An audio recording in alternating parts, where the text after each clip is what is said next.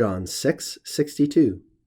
Si ergo videritis filium hominis ascendentem ubi erat prius. If therefore you will see the Son of Man going up where he was before. As you can hear from my translation here, there's sort of something missing.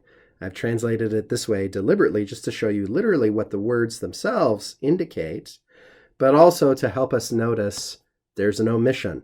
This is a sort of elliptical expression of Jesus's in this verse.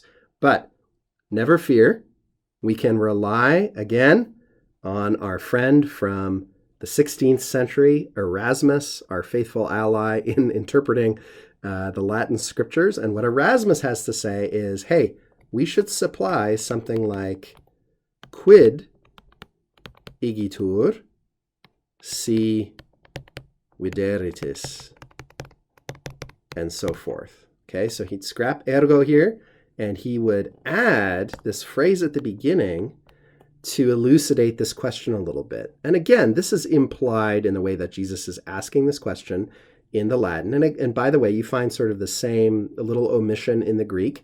This is just a really idiomatic way of speaking in Greek and perhaps also in Latin.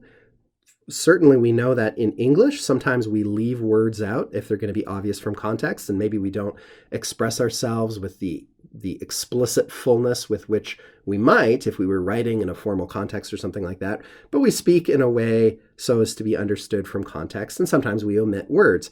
That seems to be what's happening here. But Erasmus says the full form would be something like quid igitur si videritis. What, therefore, we might say, would you think? How would you react? What, therefore, if you will have seen? Okay, this is the future perfect, but in English, it's probably best just to translate with a future if we're going to translate.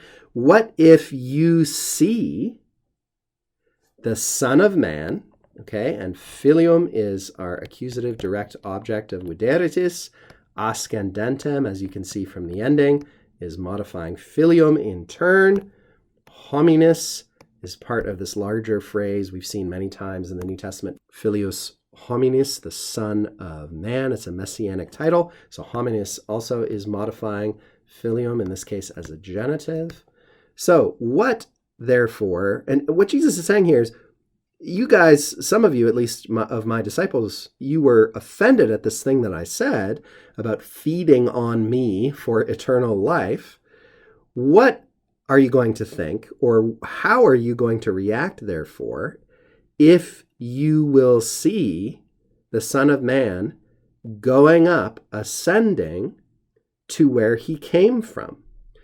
Now, if we wanted to say to where he came from, we would use the Latin equivalent of the archaic English word whence, which would be unde.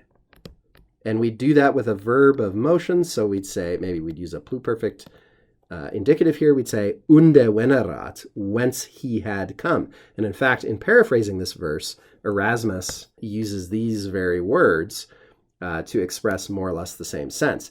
But we don't have venerat, right? We've got erat, where he was. And ubi we use for a stationary point, or as Americans say, where it's at.